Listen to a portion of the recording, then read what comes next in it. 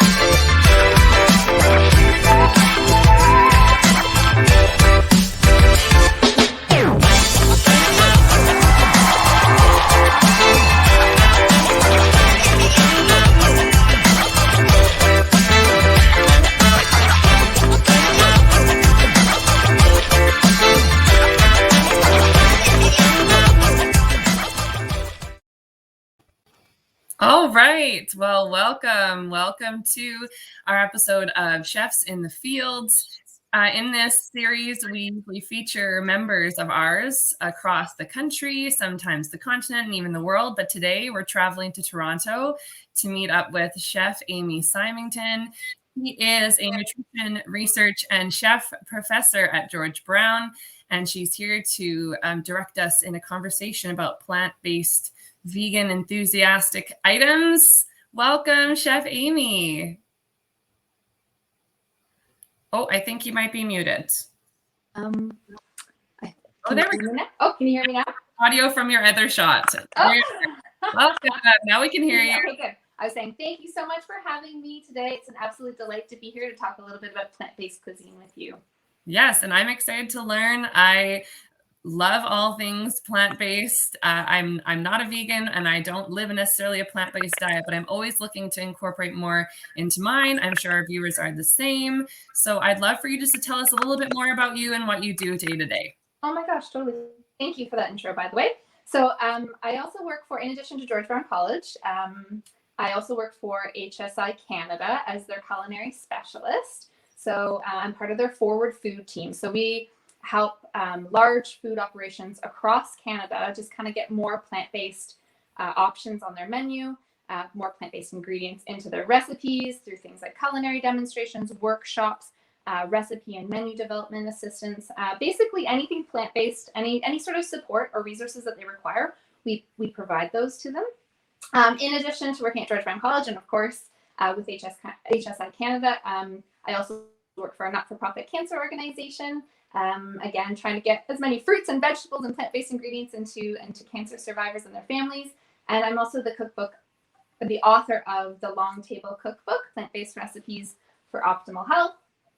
And as I always say, I don't feel one iota bad about promoting it because all of my author proceeds go to support the social, emotional, and nutritional programming at Gilda's Club Greater Toronto. So there you go. That's lots of large amazing items in there too, recipes. And where can people get that cookbook? Oh, wherever books are sold. I mean, obviously, if you can support local, that's great. But yeah, Amazon, Indigo, anywhere books are sold. Well, it looks like a beautiful book, and I would love to have it in my collection. So I'm going to go track it down for myself. But you've mentioned a little bit about your forward food program that you're a part of with HSI Canada. What would you say? This is a very general question, but tell us the importance of plant-based foods and why you're so passionate about it. Oh my goodness. So I've always been interested in cooking and always been interested in nutrition. After my mom was diagnosed with breast cancer, it kind of just shoved me in the direction of nutrition and then culinary as well. I've always been, as I said, I've always been interested in cooking. So I went to culinary school, learned a little bit more about cooking techniques. I also was, as I said, studied nutrition. And so I know that when when you're eating or following a plant-based diet, you're significantly decreasing your risk of things like chronic disease. It's also sustainable, and then of course animal friendly as well. So plant-based, I mean, specifically for me, it started off as like a health thing. I'm really into cramming as many fruits and vegetables and, you know, nuts, seeds, legumes, whole grains, good quality plant-based protein into your daily diet as much as you possibly can. Well, that's amazing. And we had, you know, discussed a few things offline before we came online this morning, but my mom is actually also a breast cancer survivor. So that's an interesting connection that we have. And she's also very passionate, obviously, about what she puts into her body being such to stay healthy. So I love that connection as well. So I wanted to ask, what are some fundamental ingredients that you would stock when menu planning for a plant-based recipe, and like some staple swaps that you regularly make when plant-based cooking? That's great. Great question. Okay, so in terms of stocking your fridge, freezer, and pantry, we're just focusing again on plant-based ingredients. So fruits and vegetables. And I always say the more bright and brilliant, the better. So things like vegetables in particular that are red, orange, green, cruciferous vegetables you also want to be consuming. I would say those four in particular you want to try and cram into your diet every single day. And then, of course, a rainbow of different fruits. And then, of course, so aside from the fruits and vegetables, nuts and seeds, so high in healthy fats, good source of protein, and also keeps you satiated for longer. So your blood sugar levels stay even, Steven. So in addition to the fruits, vegetables, nuts, and seeds, good quality plant-based protein. So soy, edamame, miso, tempeh, which we're going to be using today. And then you can also do legumes. So things like chickpeas, black beans, lentils, you know, there's every color of the rainbow of lentils, azuki beans, kidney beans, and then whole grains as well. So whole grains are also a great source of protein, plant-based protein in particular. Things like quinoa, buckwheat, those are complete proteins, meaning they contain all 9 essential amino acids that our body requires. So basically just trying to focus on those as much as possible. If I had to select a few in particular, I would say things like dried legumes in particular are really important to have in your pantry. And then fast, easy to use or ready to use frozen fruits and vegetables in your freezer in particular.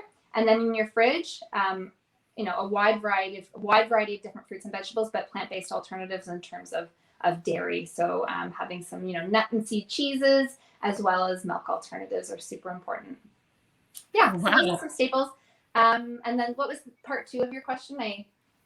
Oh, well, I just said some staple swaps. Like, you know, if this also kind of goes into another question I had, was if you had some top tips for chefs that, you know, aren't necessarily just a vegan or plant-based restaurant or business, but they wanted to incorporate more, what are some things that they could take that they have on their current menu and swap out to make plant-based? That's also a great question, and it's so easy. I always pride myself in being able to make anything vegan and making it, you know, flavorful. So, for example, in plant-based baking, you can utilize things like ground flax in lieu of eggs, ground chia in lieu of eggs, bananas in lieu of eggs, apple cider vinegar, and baking soda together. You really just want to get that, if it's especially like cookies and cakes, muffins, you want that binding agent, right? So that's an easy swap. So it's really easy to make baked goods vegan. In terms of things like ground meat, I'm going to show you an alternative today. We're going to be making a tempeh bolognese. So using things like tempeh, mushrooms, onions, garlic, lentils to simulate ground beef, and then you can utilize that in any sort of recipe that you would use ground beef in, right?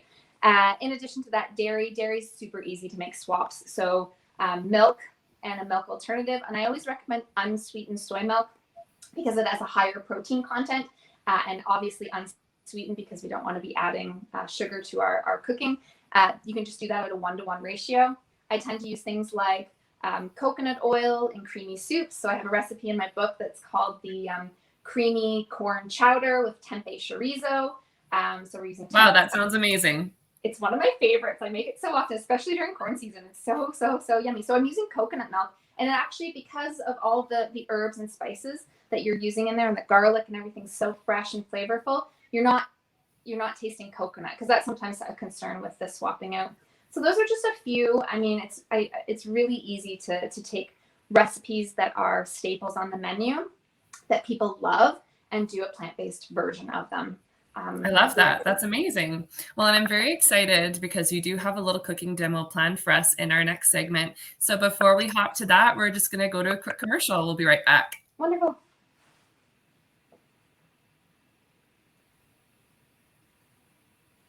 Our table is set, and we have a seat just for you. At Cisco, we love what we do, and that is delivering success for our customers through industry-leading people, products, and solutions. Our team is the difference between good customer relationships and great ones. Your dedicated sales consultant is here to help you grow your business. They will connect you with the products, solutions, and insights you need to grow your profits, streamline your operations, and market your business. They'll offer you customized consultations with our chefs and industry specialists to answer your questions and inspire you. Our specialists can help with protein, fresh local produce, takeout and delivery solutions, and more. And if you simply need someone to answer a quick question, our Customer Connect team is just a phone call or chat message away. Cisco is at the heart of food and service and connecting the world to share food and care for one another. Join us for a seat at the table. Visit cisco.ca to learn more. Okay, and we're back. So this is the part I'm most excited about because I got to see a little preview of your beautiful setup here. And tempeh is something that I'm not that familiar with either. So if you'd love to just explain your ingredients and then go right into your demo, I'm excited to see what you're going to make. Yeah, 100%. So tempeh is a fermented soybean. So it's a soy product, but it is whole and minimally processed, and it's a great source of protein. It's a complete protein. And it's so versatile, particularly when we're talking about ground beef substitutes. And so, as I mentioned, we're going to be making a tempeh bolognese today. This is my go-to at home. It's so easy, especially if you're making large amounts of food. This is a great go-to recipe. You can make it ahead of time. Yeah, and then it's just everything else is basic stuff that you would incorporate into kind of a tomato sauce or a sauce that you would put over pasta. I'm also incorporating mushrooms too here. I've got some cremini mushrooms. Again, that adds that umami flavor that we were looking for, particularly for ground beef. I'm adding some soy sauce, again, for the umami flavor. And then I've got a wide variety of different spices. So when we're seasoning plant-based foods, we want to make sure that the flavor it's going to pop. It's really, really, really flavorful. So we're focusing on herbs and spices, garlic, ginger, citrus fruit, so lemon juice and zest as well. Limes, oranges, that sort of stuff. Just again, give an oomph of flavor without unnecessary added salt, sugar, or unhealthy fats. Okay, so I'm going to jump right in. My pan is warm. Here I've got it over a medium heat. I'm putting a tablespoon and a half of extra virgin olive oil. Okay, and I'm going to pop in just one small diced onion there. Sounds good already. Yes, I love the sizzle. It's what you live for as a chef. We got that going in. I'm sad that I'm not with you in person, so that when you're done this demo, I don't get to eat that. I know. I'm gonna have to go make it. I'll go make it myself after we get off. You have to. That's the biggest here. downfall of COVID, right? Is we don't get to try stuff. But hopefully you do make it at home. And we haven't perfected smell-o-vision yet. So again, you're gonna have to make it at home. Okay. So Cisco's gonna have to see what they can do about that. Work on that for us. Okay. So that was about a cup of cremini mushrooms, just small dice. While that's cooking out, I'm just going to slice up some garlic here. So I just have 2 cloves. Obviously, you could add more if you wanted to. It's up to you how much garlic. I love garlic. I mean, obviously, if you're a chef, you do. It's rich in the antioxidant allicin, which is a good component of an anti-cancer diet, in addition to being super flavorful, right? Okay, so we'll pop that in. Yum. Oh my gosh. Again, I bet it smells amazing. Yep. Yeah, you know. Okay. And so we're just sauteing the onions out until they're translucent. And then we're going to add in our tempeh. Okay, so you see this is about 250 grams and I've just crumbled it. So again, it's got like a ground beef texture, as you can see. We'll pop that in. And so when you purchase tempeh from wherever you get it, Yes. how does it come? Does it come exactly like that? And so you're just literally taking out of the package and crumbling it up, or is there some pre-preparation that has to happen before Yeah, there's some special technique. No, so it comes in blocks, and it's so easy because you can see it's got their little, you can see kind of the little beans there, and so they kind of just simulate that same shape as ground beef, but it just comes in a block. There are a variety of different amounts that you can purchase. This was just a 250-gram block of tempeh, just in the regular grocery store. I think this brand was Henry's, but you obviously don't need to purchase that brand. Yeah, and then you just crumble it. It's very easy. I like to give this task to my kids, actually, to crumble, because it's a very easy job to get their little hands in there. So this recipe is kid approved, then you serve this to your children and they enjoy it? Weekly. Yeah, weekly. It's good to know. So next up, I'm going to add cumin. Cumin is one of my favorite spices to use for ground beef. So I'm going to add that in. It adds, again, a nice kind of underlying umami flavor. Okay, and then I've got some paprika. So that was about a teaspoon of cumin, and this is about a teaspoon of paprika. And then I've got some coriander, just to give it another kind of umami note. Pop that in. And then black pepper. That's about a quarter teaspoon. And then, of course, because we're going to be pairing it with tomato sauce, I'm adding some oregano. So if you were using this in, say, a shepherd's pie or something like that, you would probably stop there and not add the oregano, or add any sort of spices. If it was like a moussaka, oregano would be suitable. Whatever flavor profile you're looking for, you just add it to the tempeh here. And it's so great because it absorbs everything, right? You do have to flavor it though. That's the only thing. I mean, I've been known to take a hunk of tempeh off and just eat it myself, but like not everybody's into that. So making sure that you're adding the flavor during the cooking process is super important. Yes, okay, absolutely. so oregano. I come from a Greek household. Not that I'm Greek, but my husband is Greek, and so oregano is a staple in our kitchen. Oh, yeah, with good reason. Okay, cool. We'll move this guy in here. And then I'm going to add some soy sauce. You could use tamari. You could use, coconut aminos, whatever you happen to have. And that's about a tablespoon. And again, you want it to absorb all of that soy sauce. And again, you're adding that umami flavor that ground beef has. And you can see the texture, right? It's looking very similar. The darkness too, the soy sauce adds the darkness.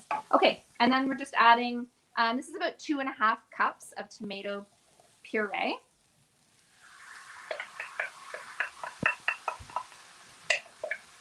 Get that in there.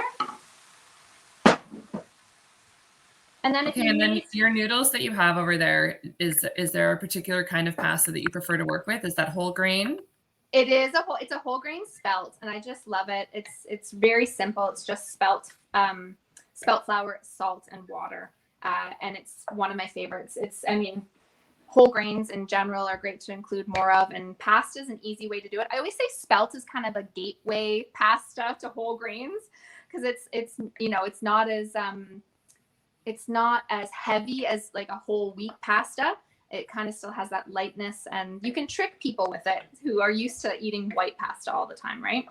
Okay, good to know. And that's looking incredible. Thank you. Great. So we're just heating the sauce through now at this point. Before you, assemble your dish, if you wouldn't mind holding up the frying pan to your camera, I'd love to get a closer look. Oh yeah, look at that. Yum. Oh, looks delicious. So good. And as I said, you can make it in advance. I'm going to be topping it with, so this just needs another minute. I'm going to be topping it with some homemade vegan parm. And I've got 2 variations here. So on the right, I've got one that contains nutritional yeast and ground blanched almonds with a little bit of salt. And then you just shake it up. And it's kind of like an artisanal version of that Kraft Parmesan that we all used to use as kids.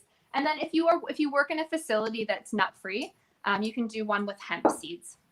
So you can do a hemp seed version. So nutritional yeast, hemp seed, and salt. Yeah, that's it. And then you shake it up. And I literally put this stuff on everything, particularly for kids, because nutritional yeast is high in B vitamins. It's a complete source of protein, and it tastes so nice. It's like has a nutty, cheesy flavor that goes well with pasta. It goes well in in soups and stews. And it's nutritional yeast in particular is deemed to be the vegan's best friend. So get used to that if you're going plant based. Yes, my kids call nutritional yeast cheesy sprinkles, so that's very appropriate. I love that cheesy. And they don't even know what it is, right? So.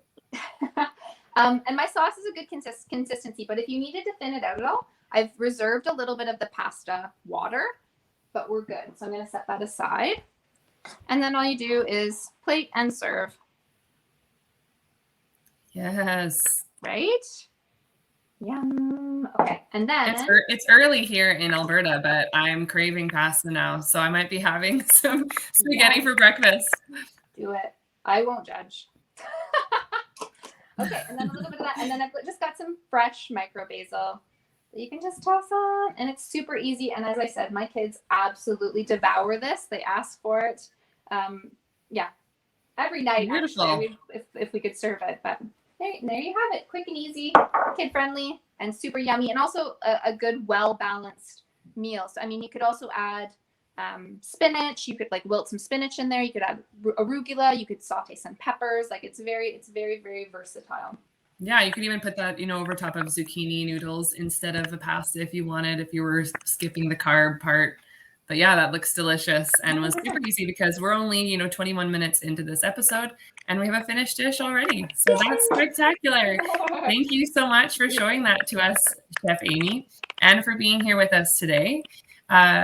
We have another episode of Chefs in the Field with Culinary Federation coming up in November, so stay tuned for that. But as you know, there are episodes of Cisco's Virtual Kitchen happening all the time. So follow us on all of our social media, on YouTube, on LinkedIn, and we look forward to seeing you next time. Thanks for being with us today, and thank you to HSI Canada for connecting us, Chef Amy.